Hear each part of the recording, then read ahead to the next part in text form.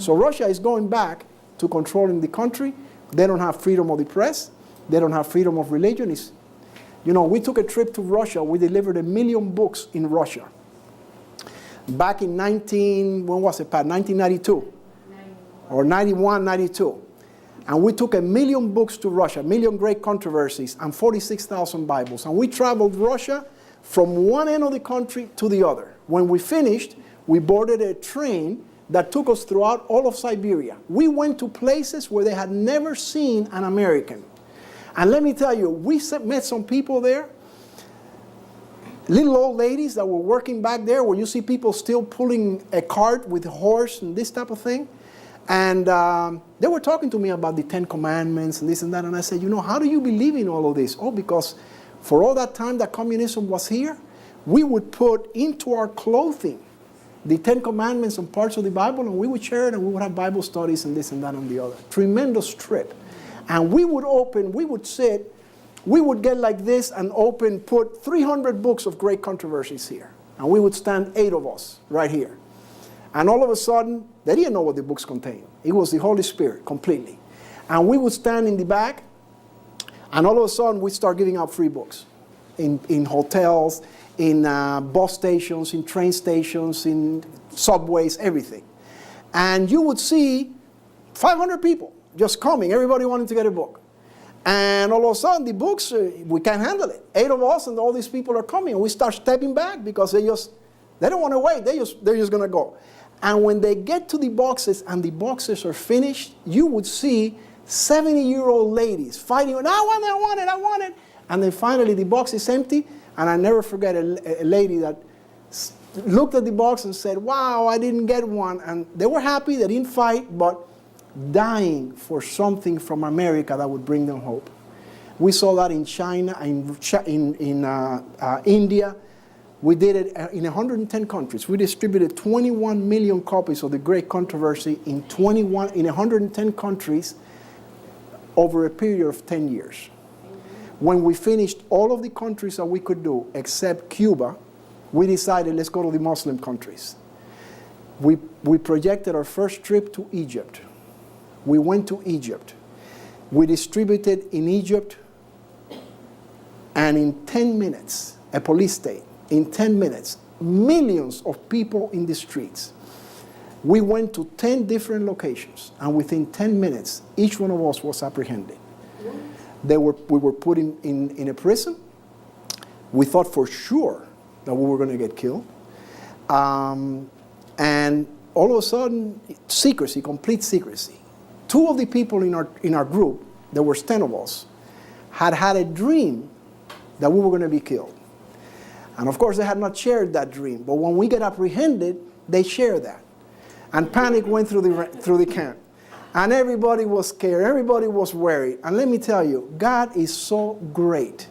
We were there 3 or 4 days, and they would take us from one place to another with 15 or 16 patrol cars in front and in back, like if we were just incredible criminals.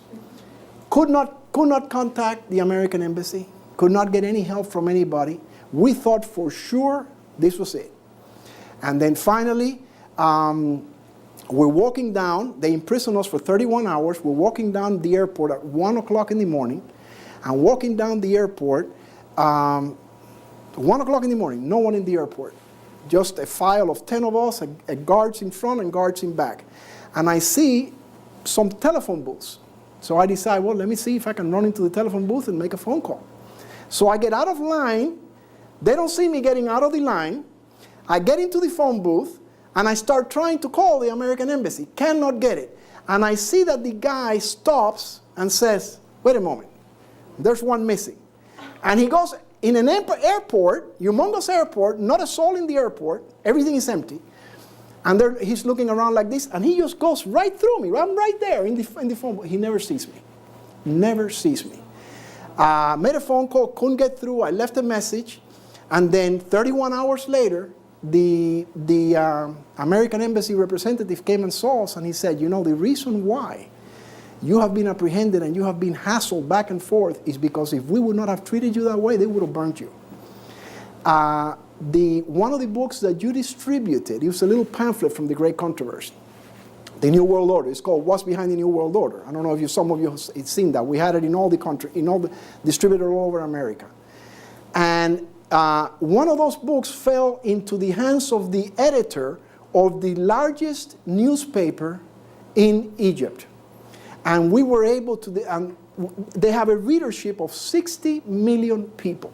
Came out in the front page, and we were in the police station, and they came to us, and we had decided, look, if somebody gets caught, we can't say what we're doing. So if somebody gets caught in this mission, don't turn anybody else in, don't say what we're doing, and we'll try to get you later, but we'll just keep on moving.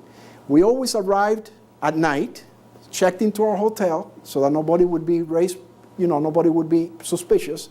In the morning, we would distribute the books and go to another city, because if not, the persecution could have been awesome.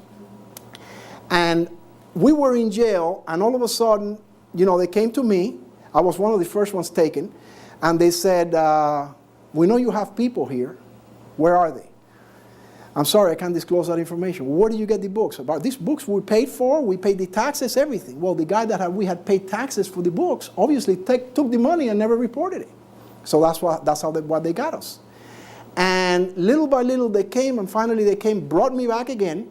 As we were waiting in that police station, we would see the boxes of books they had there, and we would see the policemen going to the boxes and taking a book. I was sitting like in a corner, and they would be taking the book and reading it in the police station. God is unbelievable what He's doing. We have no idea how God is going to finish this work. But I'll tell you, when people start receiving dreams of how this work is going to get finished, and all these Muslims start receiving dreams from heaven, God could turn around 1 million people in a heartbeat. Anyways, they came and said, look, we now know that there's 10 of you. We've got all 10. And if you don't believe us, let me get the phone. So he gets the phone, and he calls Odette, which was one of the ones that was working with us, and he calls Emil, another one, and we all said, wow, in 10 minutes, a police state, they apprehended all of us in different parts, surrounded by millions of Egyptians. This is how these people work. They're not wasting any time. Anyways, I don't know how I got into that. Oh, in Putin. Putin, it's going to get ugly with Putin. Russia to give China oil supply priority. Retired chess champion Kasparov to take on dictator Putin. This guy has a lot of nerve. I believe that my energy, my political vision, my authority will help millions of Russians dissatisfied with Putin's rising dictatorship to get united to resist the pressure and bring Russia back to the democratic route. Putin inherited a country where democracy had flaws, but it was a democracy. Now we have no free press. Public parliament is controlled by Putin and his men from Kremlin, speculating that the Russian leader's next move would be to eliminate free presidential elections, which is what he did. He put a puppet president, but he's still controlling everything. Russian bear who loves Black Sabbath set to succeed Putin. This is 2007. The man backed by Vladimir Putin for the next presidential election is a heavy metal loving 42-year-old whose surname comes from the Russian word for bear. Was nominated by the ruling president and 3 other smaller post-Kremlin on Monday afternoon. President Putin later said on national television, I have known Dmitry for over 17 years and completely support his candidacy. Surname comes from the Russian meaning bear, an animal which has long been associated with the country. There's no doubt that the bear is Russia. If the vision is for the end of time, if these are beasts that are going to arise in the future, then all we have to do is go to see Russia, realize that it's the bear, and that's one of the countries that is mentioned in Daniel 7. Russia threatens response if U.S. Poland follow through with the missile defense plan. The United States and Poland signed a deal Wednesday to place a U.S. missile defense base just 115 miles from Russia. A move swiftly followed by a new warning from Moscow of a possible military response. See, they're bluffing. They're trying to scare us. It's also the case that when you threaten Poland, you perhaps forget that it is not 1988, Rice said. It's 2008, and the United States has a firm treaty guaranteed to defend Poland's territory as if it was the territory of the United States. So we are obligated to protect Poland if they get invaded.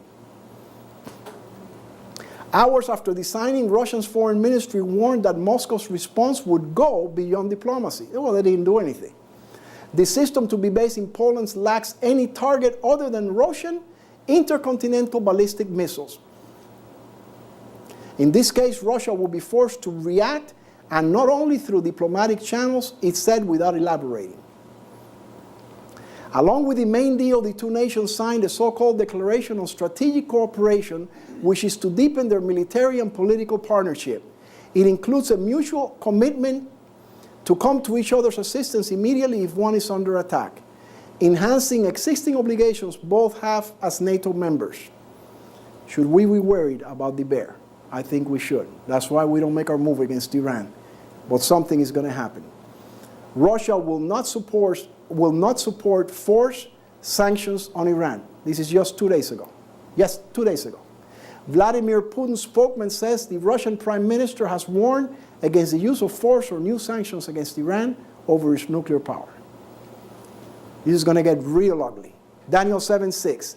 After this I beheld, and lo, another, like a leopard, which had upon the back of it 4 wings of a fowl. The beast had also 4 heads, and dominion was given to it. This is the hardest that I had trying to come up with who is the leopard. And you're going to see, I hope you're going to see that this is very clear also. China, the leopard. Daniel saw the leopard which had 4 heads. A leopard is known for its tremendous speed and agility with which it attacks its prey. After its last civil war in 1949, and an estimated 36 million deaths during the Great Chinese Famine of 1958, the economy of the People's Republic of China is the 3rd largest economy in the world after the US and Japan. It is the 2nd largest in the world after that of the United States, with a gross domestic product when measured on a purchasing power parity. China has been the fastest growing major nation for the past 30 years. The 4 heads, Asia's 4 tigers. This is back from 1988. I used to think Japan was going to be the leopard, but Japan doesn't have the capability. It's not a threat to America. It's got to be China. You're going to see why. But Asia's 4 tigers, South Korea, Taiwan, Hong Kong, and Singapore. Japanese officials, on the other hand, see themselves as defenders of the Asian exporters. The tigers, the Japanese contend, are still only cubs and should be nurtured rather than forced to grow up too fast. The 4 tigers are being criticized as a threat to the rest of the world just because their trade surpluses have been swelling at an astonishing speed. Everything we buy here, where is it made? China, Taiwan, Singapore. Hong Kong. Beginning as a trading port, Hong Kong became a crown colony of the United Kingdom in 1842, was reclassified as a British dependent territory in 1983, and remained so until the transfer of its sovereignty to the People's Republic of China in 1997. So now Hong Kong belongs to China. That's one of the 4 heads. Taiwan. The island group has been governed by the Republic of China since 1949, when it lost the Chinese Civil War to the Communist Party of China. Today, the Republic of China itself is commonly known as Taiwan. The political status of Taiwan is complex because it is claimed by the People's Republic of China. This state was established in 1949 on mainland China and considers itself the successor state of the Republic of China. Taiwan's rapid economic growth in the decades after World War II has transformed it into an advanced economy as one of the 4 Asian tigers. Taiwan is the 2nd head. Clearly belongs to to China. Korea. Japan surrendered to the Allied powers in 1945, signaling the end of World War II, only further embroiled Korea in foreign rivalries. On August 1948, the Republic of Korea, South Korea, was established. On September 1948, the Democratic People's Republic of Korea, North Korea, was established. On June 1950, North Korean forces invaded South Korea, following China's entry on behalf of North Korea. So the one that's backing up North Korea is China. The food, they get it from China. The arms, they get it from China. A stalemate ensued for the final 2 years of the conflict. The war left almost 3 million Koreans dead or wounded and millions of others homeless and separated from their families. The Republic of Korea's economic growth over the past several decades has been spectacular. Per capita GNP, only 100 in 1963 is close to 20,000. South Korea is now the United States' 7th largest trading partner and is the 13th largest economy in the world. Tiny little country. North Korea. China is North Korea's most important ally, biggest trading partner, and main source of food, arms, and fuel. Council of Foreign Relations, July 21st, 2009. China's support for Pyongyang, North Korea's capital, ensures a friendly nation on its northeastern border, as well as provides a buffer zone between China and democratic South Korea, which is home to around 29,000 U.S. troops and Marines. This allows China to reduce its military deployment in its northeast and focus more directly on the issue of Taiwan's independence. Will the Leopard use North Korea to invade South Korea? I believe so. You see how they're threatening that they're going to invade South Korea? This is why we're scared of them. And South Korea is trembling. North Korea warns of strike against South Korea, May 27th of this year. The isolated communist regime said through its official news agency that it would respond with military action if South Korea tries to stop or search any of its ships as part of the US-led Proliferation Security Initiative. Singapore.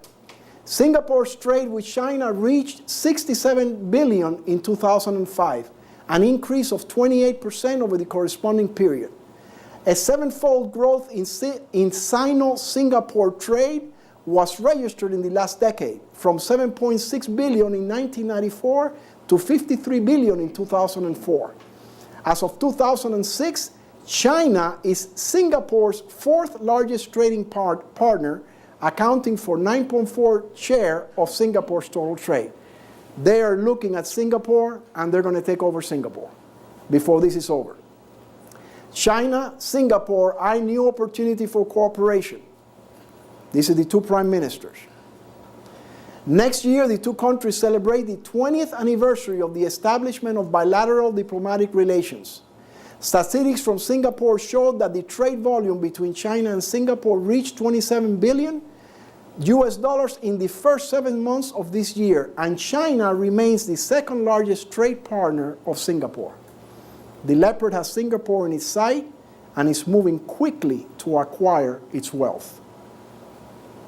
PetroChina ends Singapore Petro deal. They were buying the oil. Now look what's happened. Beijing-based PetroChina board has announced that it has indirectly become the single owner of Singapore Petroleum Company. Start trading in currencies most happening. Okay. PetroChina on the 4th of September of this year purchased a 50.7% stake in Singapore via a subsidiary, PetroChina International, in addition to the 45.1% stake it acquired on June of 2009. So silently, they now own the oil of Singapore. Okay? U.S. must keep eye on China military buildup. Yet a little notice recent by the Secretary of Defense to Congress serves as an alarming reminder that China isn't wasting any time building militarily while the U.S. is otherwise occupied, and that the North Pacific power could present a formidable military challenge if in the future it became an outright foe.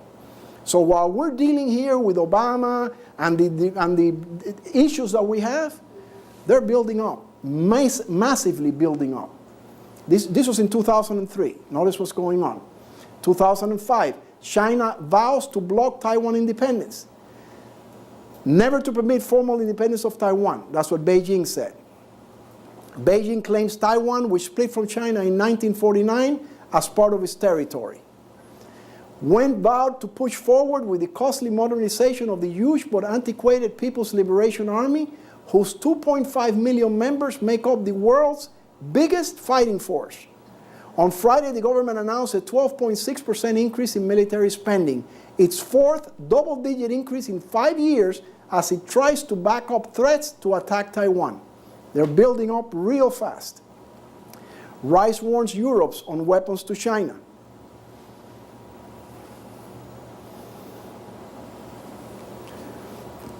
China passed a law this month codifying its intention to use military force against Taiwan should the islands declare formal independence. Under its complicated policy on China and Taiwan, the United States is obligated to defend Taiwan against an attack from the mainland. Are we spreading too thin? We have to defend Poland from Russia and now Taiwan from China. And we're broke.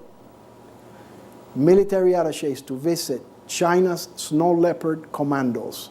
Their special forces are called snow leopards. China is the leopard. The military attachés corps to China, consisting of 59 military attachés from 42 countries this time, visited the Snow Leopard Commando of the Armed Police Beijing contingent on November 12, 2007. Prior to this, the Snow Leopard Commandos has successfully hosted military delegations from 20-odd countries on either visit or inspection. This is the China Air Force. This is the Flying Leopard, November 2008. That's what they call them. Look at this. This is 2009, 7 months ago. Secretary of State says China continued investment in the U.S. is a recognition that the two countries depend on each other. Look at her language here. In order to boost the economy, the U.S. has to incur more debt, she said. It would not be in China's interest if we were unable to get our economy moving, Clinton said. So by continuing to support American Treasury instruments, the Chinese are recognizing our interconnection. We are truly going to rise or fall together. We are in the same boat, and thankfully, we are rowing in the same direction. Our economies are so intertwined, the Chinese know that to start exporting again to their biggest market, namely to the United States, has to take some very drastic measures with the stimulus package, which means we have to incur more debt. With the export-heavy Chinese economy reeling from the U.S. downturn, Clinton has sought in meetings with President Jintao, foreign minister, and so, that Beijing's, that is massive holdings of U.S. Treasury notes and other government debt would remain a solid investment. Does it sound like we're worried about the leopard? If China pulled their holdings out of America, it would bankrupt us. It would kill us. The problem is they can't do it. It's just like Clinton is saying, because who would they sell to? Everybody else is broke, so nobody else can pay either. So we're in the same boat together. We're all broke. Now what are we going to deal about it? What are we going to do about it? But you see that China is the leopard. After this I saw in the night vision, and behold, a fourth beast, dreadful and terrible, and strong exceedingly. And it had great iron teeth. It devoured and brake in pieces, and stamped the residue with the feet of it. And it was diverse from all the beasts that were before it, and it had 10 horns. What major power remains in the world that we have not considered? You've got China, you've got Russia, United States and Britain. Who else is lacking? Huh? Rome, but it's not really Rome. Rome is part of what group now? European Community, right? The European Community. The European Community, the terrible beast. As we near the close of this world's history, the prophecies relating to the last days specially demand our study. The books of Daniel and the Revelation should be bound together and published. A few explanations of certain portions might be added, but I am not sure that this would be needed. She's saying, you know, when these things happen, people are going to say, wow, that's the bear, and that's the leopard, and this is the eagle, and that's the lion. People are going to recognize it. It was my idea to have the two books bound together, Revelation following Daniel, as giving fuller light on the subjects dealt with Daniel. The object is to bring these books together, showing that they both relate to the same subjects. Our own people need to have the light placed before them in clearer lines. She wrote that in 1913. Now look at this. This is from the Jerusalem Post, 1990. There you see the bear. There you see the terrible beast with the horn. There you see the lion. You see the leopard. And who do you see here? Little mouse, Iraq, hiding. This is a caricature I am sure that Daniel saw some of these things, and this is why he said it. You know, this is the. I don't know how that. Who can put that together in 1990? Unbelievable. The prophecies of Daniel are to be witnesses in the world. By their fulfillment in these last days, they will explain themselves. Daniel 7:7. After this I saw in the night vision, and behold, the fourth beast, dreadful and terrible and strong. It was diverse from all the beasts. Why was this beast different from all the beasts that were before it? Because of the little horn that controls it. That's the only reason why it's different. Of the little horn, Daniel wrote, I considered the horns, and behold, there came among them another little horn. And behold, in this horn were eyes like the eyes of a man, and a mouth speaking great things. And he shall speak great words against the Most High, and shall wear out the saints of the Most High, and think to change times and laws, and they shall be given into his hand until a time and times and the dividing of time. The little horn would blaspheme God, persecute God's saints, and think to change God's law. God would allow him to persecute his people for a period of time and times and the dividing of time, 42 months or 1260 days. This same period is mentioned 7 times in Scripture. Daniel 7:25, Daniel 12:7, Revelation 11:2, 11:3, 12:6, 12:14, and 13:5. 7 times. Now, here's what's interesting. And this is heavy. I want to share it with you. 7 times this period has been mentioned. We know from history that Rome persecuted God's church for 1260 years. This commenced in 538 and it ended in 1798. You remember what happened in 1798? Napoleon Bonaparte's general marched into and took the Pope. He was exiled, died the following year, 1798. 100 and some years passed before Rome again would be able to lift its head. That was the deadly wound. It was given in 1798. But John the Revelator said the deadly wound would be healed. And it was healed 100 and some years later when Mussolini, the Prime Minister of Italy, would return the Vatican to the Pope and say, you're again able to have your own power and police and this and that and the other. Okay? Now, of the 7 times that this period has been written, notice it's 42 months, or 1260 days, or time and times and half a time. It's all the same. 1260 days, 42 months. Of those 7 times, Ellen White has used only 5 of them. There are 2 that she has never used in any of her writings. You will find that in Daniel 12:7, she's never used it, and Revelation 12:14. What does that tell me, at least? That the 42 months that we're dealing with in the end of time is 42 months of literal time. This is what I think it's coming. In the past, it was 1 day for a year, and they persecuted God's people for 1260 years. Now it's going to be 42 months, 1 day for a day. In the last days, Satan will appear as an angel of light, with great power and heavenly glory, and claim to be the Lord of the whole earth, still in the future. He will declare that the Sabbath has been changed from the 7th to the first day of the week, and as Lord of the first day of the week, he will present the spurious Sabbath as a test of loyalty to him. Then, after this, then will take place the final fulfillment. That's what she calls it.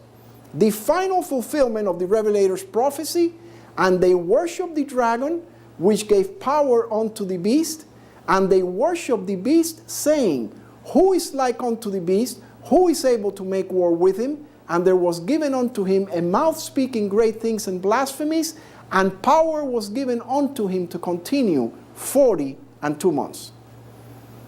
Satan will make his appearance, and after Satan makes his appearance, the 42 months are still on the other side. Powerful. The Sabbath question will be, future, the issue in the great conflict in which all the world will act a part, future. And they worship the dragon, and they worship the beast, and power was given unto him to continue 42 months. And it was given unto him to make war with the saints and to overcome them. This entire chapter is a revelation of what will surely take place in the future. 42 months is in the future. Bible Commentary, Volume 7, page 979. Therefore the he-goat waxed very great, and when he was strong, the great horn was broken. And in his place 4 notable ones, 2 of the 4 winds of heaven. And out of one of them came forth a little horn. And he waxed great, even to the host of heaven. And he cast down some of the host and of the stars to the ground, and stamped upon them. This is persecution, right? And by him the daily was taken away. And he cast down to the truth to the ground, and he practiced and prospered. We saw the little horn in Daniel 7. In Daniel 8, it is the little horn that takes away the daily. Who is the little horn? How can we recognize him? What is the daily that is taken away? Both of these questions are directly related to the mark of the beast, and the mark of the beast is directly related to worship. Before we can continue, a little background is necessary to discover the devil's best kept secret. Daniel called him the little horn. I considered the horns, and behold, there came up among them another little horn. And behold, in this horn were eyes like the eyes of a man, and a mouth speaking great things, and he shall speak great words against the Most High, wear out the saints of the Most High, and think to change times and laws. The Apostle Paul called him the man of sin. Let no man deceive you by any means, for that day shall not come except there come a falling away first, and that man of sin be revealed, the son of perdition, who opposes and exalteth himself above all that is called God, or that is worshipped, so that he as God sitteth in the temple of God, showing himself that he is God. The Apostle John called him the Antichrist. Little children, it is the last time, and as ye have heard, that Antichrist shall come, who is a liar, but he that denieth that Jesus is the Christ, he is Antichrist, that denieth the Father and the Son. Anything that is not proven by inspiration, you have to study. And if it's not what you agree with, and I'm sharing this because we're going to get into some heavy stuff here, and I don't know if everybody's from the same belief, etc. So I want you to see what we're going to get into here. Don't, just put your prejudice aside and say, let me look at it, let me study it, let me check it out. Because that's what God expects us to do, right? I know that for 27 years, I was raised in a very Christian home. My mom was a very religious lady. We would have to go to church every week, no matter what. My dad was a great guy, never had much about religion. But he went to church and stood at the back or walked outside and he didn't fight it. And for 27 years, this is what I did. One day, we went through a very bad recession, and here in Florida, the worst in 1974, and we worked for 3 years straight, 14-hour days, 7 days a week, until finally we got over it. A lot of people lost their business. A lot of people committed suicide. I don't know if any of you remember that in Florida in 1974. Nothing compared to what we're going through now, but it was the worst Florida had seen until now. And then I told my dad, I'm headed away. I want to go out and finish my degree in finance. And I did, and I went to the University of Florida. The night before I registered, we come from a family of 6 brothers, very united, very close together. I have never walked away from home. I've never been alone, and very protected family. And I'm in the University of Florida. My dad was not happy. He said, now we're about to make it rich in construction. Stay here, don't go back to school. Dad, I want to go back to school, etc., etc.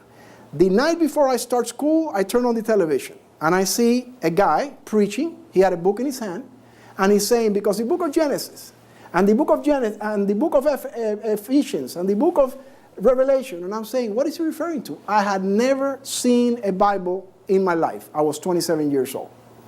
He said a little prayer. He said, if you've never had a Bible, if you don't believe we're in the end of the world, then you should start praying, and you should ask the Lord to help you understand.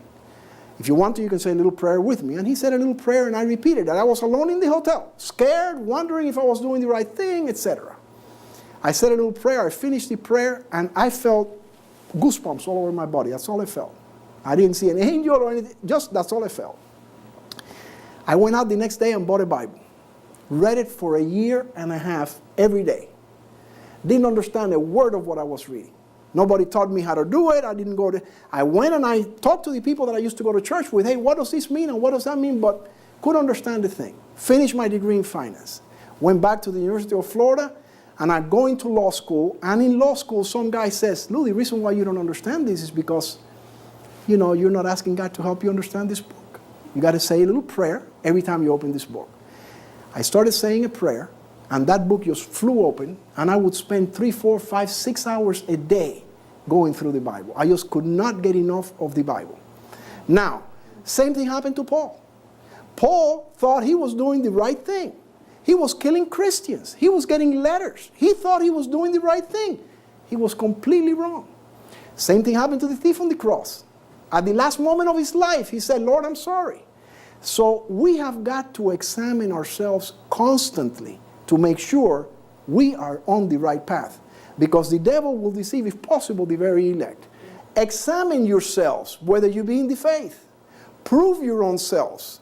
Know ye not your own selves, that how that Jesus Christ is in you, except ye be reprobates. You may be doing something wrong right now, and you don't know you're doing it wrong. And if you don't search your heart, and if you don't pray for wisdom, and if you don't ask these things, you are going to be deceived. And the Bible tells us very clearly, if we don't obey truth, our spiritual eyes begin to close, and we no longer can hear the voice of the Holy Spirit. This is very, very dangerous for us to do. And then once you take your position on something, look at Paul's counsel. But though we or an angel from heaven preach any other gospel unto you than that which we have preached unto you, let him be accursed. I've had people that have come to me and said, oh, brother, I've had a revelation. Or I've had a dream. You know what? If a dream is going to contradict something in the scriptures, be careful. Be careful, because it's not a dream from God. Scriptures are scriptures, and you can bank on them. Amen.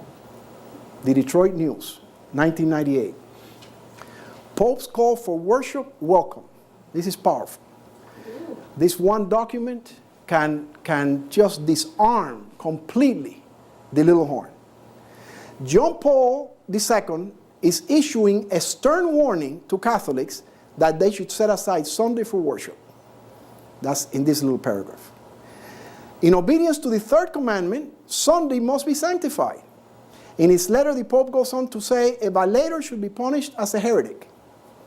The Pontiff used his weekly address Sunday from his window over St. Peter's Square to urge church members to make time to keep Sabbath holy, the third commandment. Exodus 21-17 declares that God's Sabbath is not the fourth, is the fourth, not the third commandment. There's the commandments, and you've got 1, 2, 3, and 4. Remember the Sabbath day to keep it holy. The first one is, I am the Lord thy God. Don't have any other gods. The second one, don't make any graven image. The third one, don't take the name of the Lord. The fourth one, remember the Sabbath day. Why then does the Pope call God's Sabbath the third commandment? Prophecy had declared that the papacy was to think to change times and laws. This work it was not slow to attempt, to afford converts from heathenism a substitute for the worship of idols, and thus to promote their nominal acceptance of Christianity. The adoration of images and relics was gradually introduced into the Christian worship. The decree of a general council in 787 finally established this system of idolatry. To complete the sacrilegious work, Rome presumed to expunge, take away, from the law of God the second commandment, forbidding image worship, and to divide the 10th commandment in order to preserve the number. In other words, you got 10 commandments. You take the fourth, you take the second out, now you've only got 9, what do? You take the 10th one and break it into 2. Thou shalt not covet is thou shalt not covet anything. The wife, the house, etc. They have now said, thou shalt not covet your neighbor's wife, or you shall not covet the neighbor's property. When the Roman Catholic Church removed from the second commandment, the third became the second, and the fourth, God's Sabbath, became the third. However, this presented a problem. Instead of having 10 commandments, now there were only 9. To solve the problem, the Roman Catholic Church took the 10th and divided it. The Roman Catholic Catechism reads, thou shalt not covet thy neighbor's house, and thou shalt not covet thy neighbor's wife. The 10th commandment says, thou shalt not covet thy neighbor's house, thou shalt not covet thy neighbor's wife. It's all one commandment. It's, thou shalt not covet. Pope John is issuing a stern warning to Catholics that they should set aside Sunday for worship. The Bible declares that Saturday, the 7th day, is God's Sabbath, not Sunday. Remember the Sabbath day to keep it holy. 6 days shall thou labor and do all thy work. But the 7th day is the Sabbath of the Lord thy God. In it thou shalt not do any work. Thou, nor thy son, nor thy daughter, thy maidservant, nor thy maidservant, nor thy cattle, nor thy stranger that is within thy gates. For in 6 days the Lord made heaven and earth, the sea and all that in them is, and rested the 7th day. Wherefore the Lord blessed the Sabbath day and hallowed it. Now, how can we prove that? Very simple. And that day was the preparation, and the Sabbath drew on. Friday is called the preparation day. Sabbath comes after Friday. And the women also which came with him from Galilee, this is a quote from the Bible, followed after and beheld the sepulchre, and how his body was laid. And they returned and prepared spices and ointments, and rested the Sabbath day according to the commandment. Now upon the first day of the week, very early in the morning, they came unto the sepulchre, bringing spices which they had prepared. The Sabbath, the 7th day, is between Friday, the day of preparation, and Sunday, the first day of the week. Answer is very simple for anybody. When did Jesus die? Everybody agrees on Friday. When did he resurrect? On Sunday. He rested on Sabbath. Sabbath is the 7th day of the week. The Sunday is called the first day of the week. Why then does the Pope call Sunday God's Sabbath? The Catholic Church, for over 1,000 years before the existence of the Protestants, by virtue of her divine mission, changed the day from Saturday to Sunday. The Christian Sabbath is therefore this day the acknowledged offspring of the Catholic Church, a spouse of the Holy Ghost, without a word of remonstrance from the Protestant world. This is John Paul II, Apostolic Letter Dies Domini, 1998, paragraph 18. Because the third commandment depends upon the remembrance of God's saving works, and because Christians saw the definitive time inaugurated by Christ as a new beginning, they made the first day after the Sabbath a festive day, for that was the day on which the Lord rose from the dead. We move from the Sabbath to the first day after the Sabbath. From the 7th day to the first day, the Dies Domini becomes the Dies Christi. Another quote from that letter. For several centuries, Christians observed Sunday simply as a day of worship, without being able to give it the specific meaning of Sabbath rest. Only in the 4th century did the civil law of the Roman Empire recognize the weekly recurrence, determining that on the day of the sun, the judges, the people of the cities, and the various trade corporations would not work. This is the Pope saying, we're doing it because of the day of the sun. Now, this is an encyclical letter. Later on, we're going to see about an encyclical that has just come out a few weeks ago by Benedict XVI that's got some very interesting things in it. The church, as another quote, the church had to make explicit the duty to attend Sunday Mass. More often than not, this was done in the form of exhortation. Hey, you should go to Mass, it's good for your soul, it's good for your family. But when that didn't work, but at times the church had to resort to specific canonical precepts. This was the case in a number of local councils from the 4th century onwards, which speaks not of an obligation but of penalties after 3 absences. So if you don't go to church for 3 weeks in a row, now we're going to get tough with you. Excommunicate you or whatever. And this is the last one. When through the centuries she has made laws concerning Sunday rest, the church has had in mind above all the work of servants and workers. In this matter, my predecessor, Pope Leo XIII, in his encyclical Rerum Novarum, spoke of Sunday rest as a worker's right which the state must guarantee. This is union talk. You're going to see that now in the encyclical by Benedict XVI. Therefore, also in that particular circumstances of our own time, Christians will naturally strive to ensure that civil legislation respects their duty to keep Sunday. Civil legislation. We're going to have to pass a law that says you're protected to keep Sunday. Because right now, if you want to keep Sunday and you work for Walmart, Walmart is going to fire you. They're going to have to make a law so that the worker's right must be protected. Exactly the same thing that Benedict is saying now. The devil's best kept secret, God's true Sabbath day. We're not going to go through this. I'm just going to give it to you briefly. You can go through the study later if you're interested. In case you're not sure that the Sabbath is the day that we should rest, I think we've covered enough already on it. Was not the Sabbath given only to the Jews? No. Genesis 2 and 3. 2,500 years before Moses, God gave the Sabbath to Adam. Did Jesus keep the Sabbath? Absolutely. As his custom was, he went into the synagogue on the Sabbath day. Did Jesus ever change the Sabbath? Jesus Christ is the same yesterday, today, and forever. Did not the Apostle Paul preach only to the Jews on the Sabbath? Paul reasoned in the synagogue every Sabbath and persuaded the Jews and the Greeks. So he preached to both Jews and Gentiles on the Sabbath. Will we keep the Sabbath in heaven? Absolutely. 66:23. For as the new heavens and the new earth which I will make shall remain before me, saith the Lord, so shall your name remain, and it shall come to pass that from one new moon to another, and from one Sabbath to another, shall all flesh come to worship before me, saith the Lord. The Sabbath, God's sign for his people. I gave them my Sabbaths to be a sign between me and them, that they might know that I am the Lord that sanctified them. So if you're not keeping the Sabbath, that's the sign between God and us. If you've never heard that before, then God winks at your ignorance. That's what Acts 27 says. But now, it's our duty to go home and say, well, I have to check this out. Because when I first heard this 30 years ago, I said, no, it can't be right. This is crazy. How come I've missed it? How come the whole world has missed it? The whole world has missed it. This is the best kept secret in the world. And hallow my Sabbaths, and they shall be a sign between me and you, that you may know that I am the Lord. First angel's message. Worship the Creator, for the hour of his judgment is come. And I saw another angel fly in the midst of heaven, having the everlasting gospel to preach unto them that dwell on the earth, and to every nation and kindred and tongue and people, saying with a loud voice, fear God and give glory to him, for the hour of his judgment is come. And worship him that made heaven and earth and the sea and the fountains of water. The issue at the end of time is over worship. That's the whole issue. Blessed are they that do his commandments, that they may have a right to the tree of life and may enter in through the gates into the city.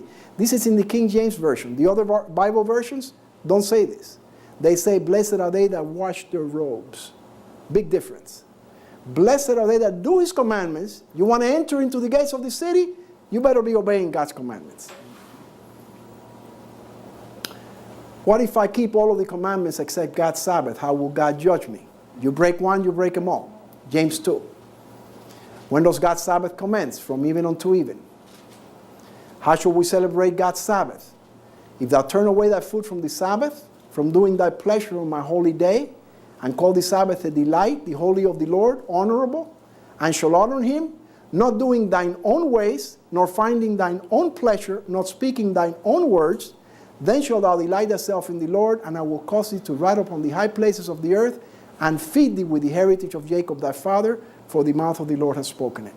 We have to do what God wants us to do on the Sabbath. We can't just do our own thing. You don't do business. You don't take phone calls that are business related. You don't buy and sell. You don't do any of that. In the judgment, men will not be condemned because they conscientiously believed a lie, but because they did not believe the truth, because they neglected the opportunity of learning what is truth.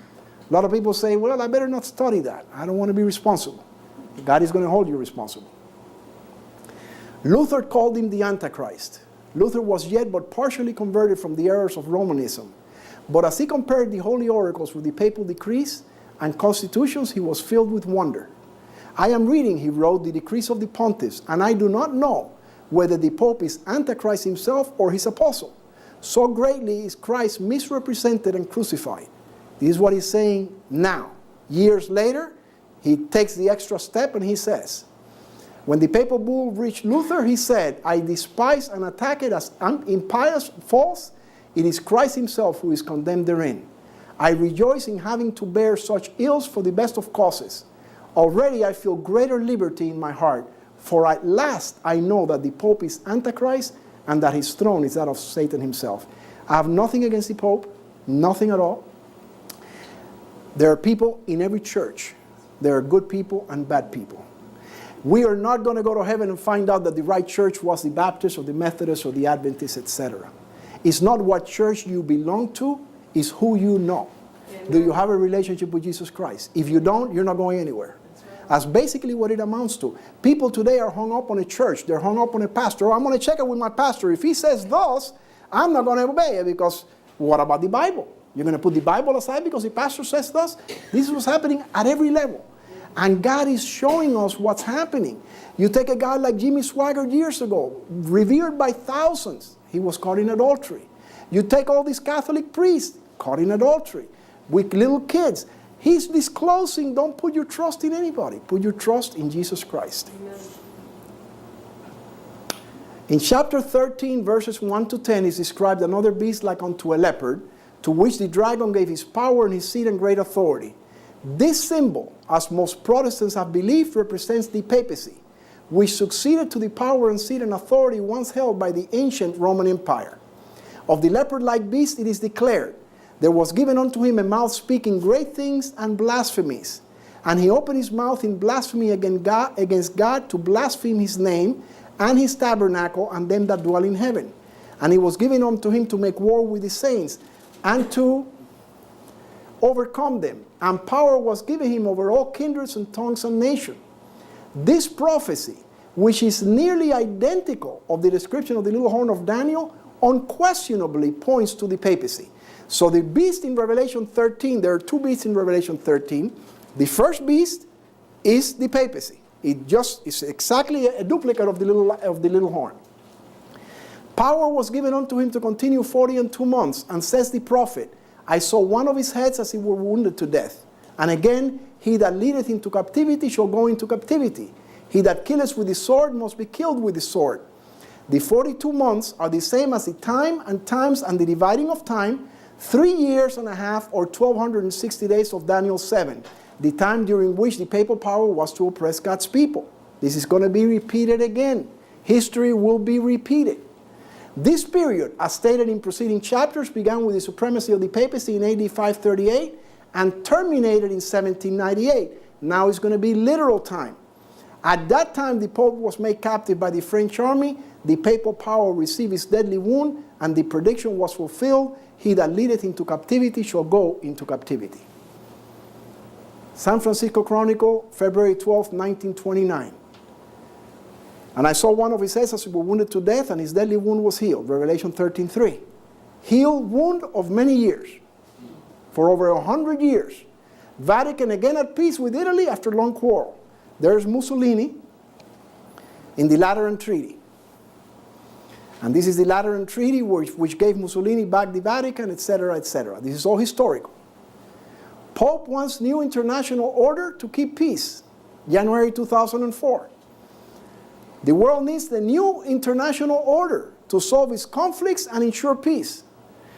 Things are going to get so bad in the economies of the world, in Iran, in wars, that one day somebody's going to get up and say, you know what we really need is Sunday. We have taken God out of our schools. We don't pray. We can't pray in Congress. You know what? God is telling us, you're going to do without me? We got to bring it back, guys. We have to go back and keep Sunday. It's the only way that we can do it. And he now, see this 2004. You're going to see the same thing now. The world needs a new international order, new world order, to solve its conflicts and ensure peace. This is 2004, a few days later. Diplomats of the Vatican met with the Pope, John Paul II, to hear his traditional annual address. You see here people from all over the world, everybody dressed in black. Who's the one dressed in white? The Pope. And all the world wondered after the beast. 100 and some years later, the Vatican is given back, and little by little they've been gaining strength and strength and strength. Notice that the papal wound of Revelation 13:3 was inflicted on one of the heads of the beast, which had 7 heads and 10 horns. Babylon, the mother of the great, the mother of harlots. Speaking of the same beast with 7 heads and 10 horns, John the Revelator states in chapter 17, I saw a woman sit upon a scarlet-colored beast, having 7 heads and 10 horns. And upon her forehead was a name written, Mystery, Babylon, the great mother of harlots and abominations of the earth. Notice this here. He saw a woman and he saw a beast.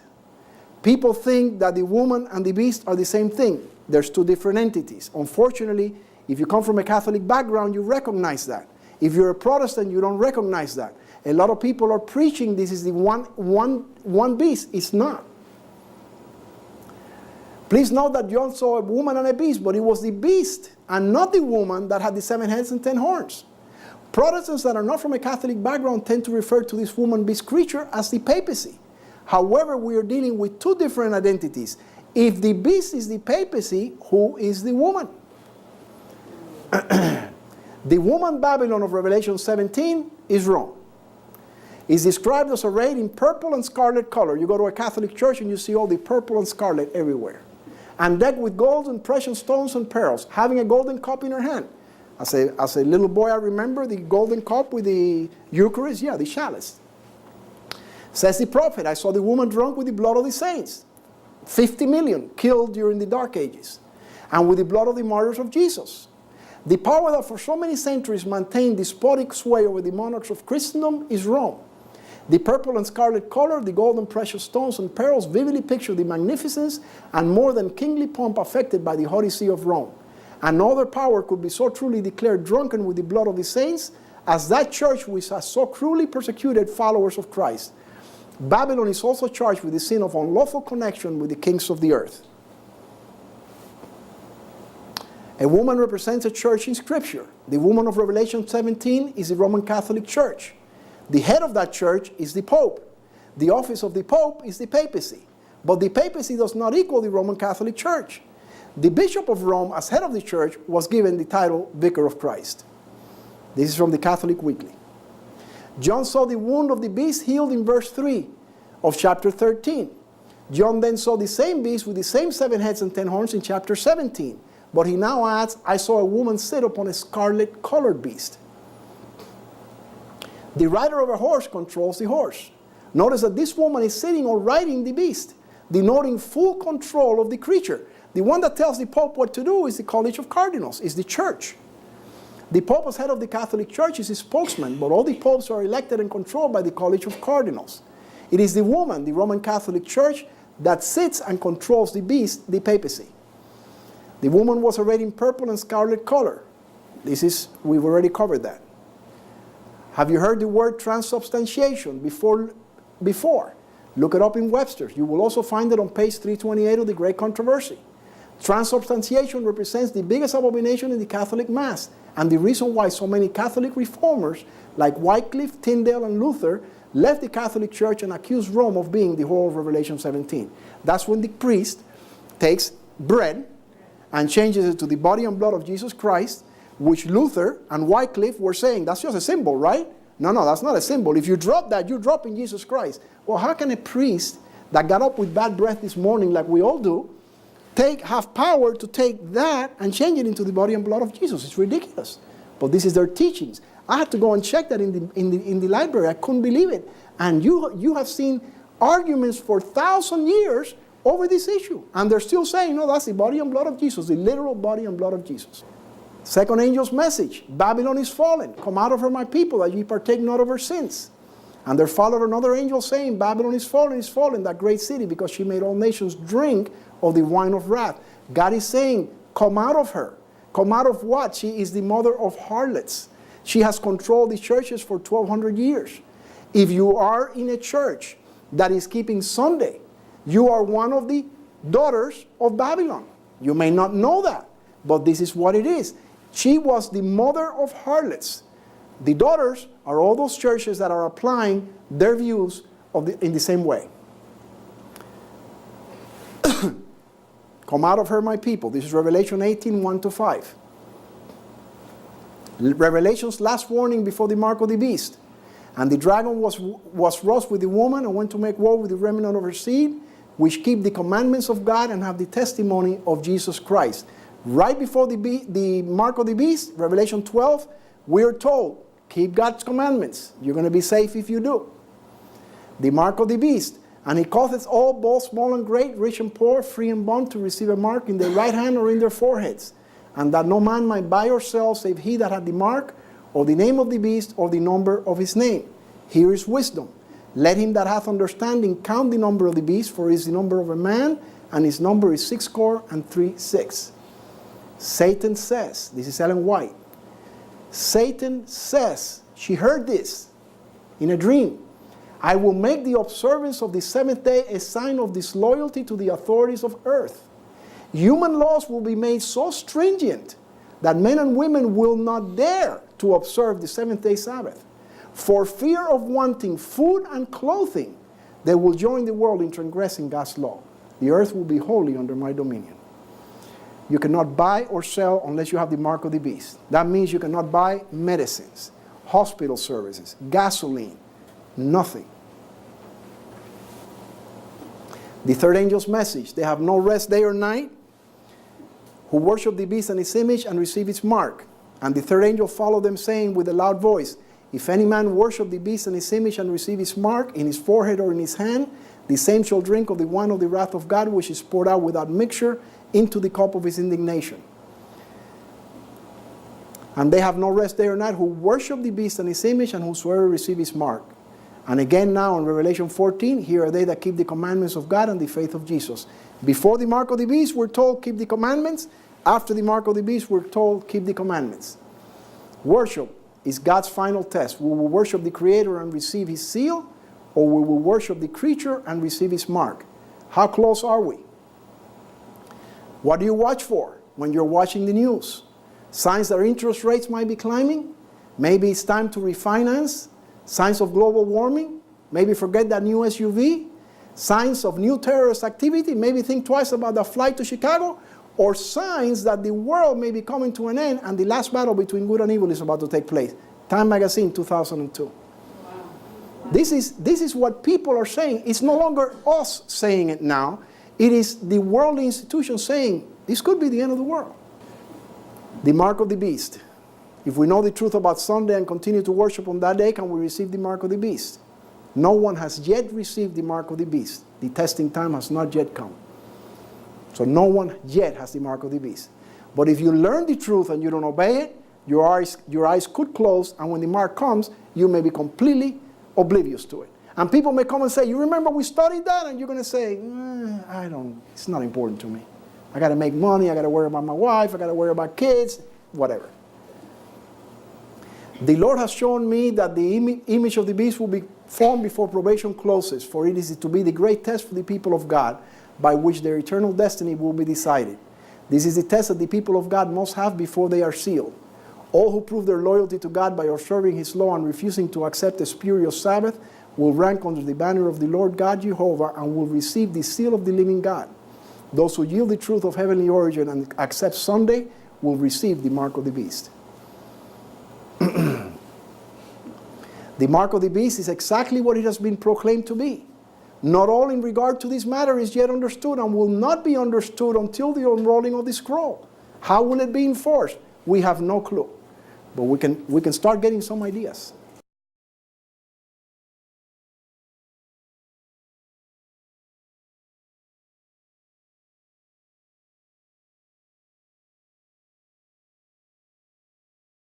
The great controversy should be very widely circulated. It contains the story of the past, the present, and the future. In its outline of the closing scenes of this earth's history, it bears a powerful testimony in behalf of the truth. The great controversy was written in 1888, over 100 years ago. I am more anxious to see a wide circulation for this book than for any others I have written. She wrote 55 books. And this is the one that she said, this is the book that God's people need at the very last moments of Earth's history. For in the great controversy, the last message of warning to the world is given more distinctly than in any of my books. While writing the manuscript of the great controversy, I was often conscious of the presence of the angels of God. And many times the scenes about which I was writing were presented to me anew in visions of the night, so that they were fresh and vivid in my mind. The results of the circulation of the great controversy are not to be judged by what now appears. By reading it, some souls will be aroused and will have courage to unite themselves at once with those who keep the commandments of God. But a much larger number who read it will not take their position until they see the very events taking place foretold in it. The fulfillment of some of the predictions will inspire faith that others also will come to pass. And when the earth is lightened with the glory of the Lord in the closing work, many souls will take their position on the commandments of God and as the result of this agency. If you have not read The Great Controversy, I will send you one free. It is my favorite book. If you have not read it in the last 3 years, you need to read it and you're going to realize what is contained in this book.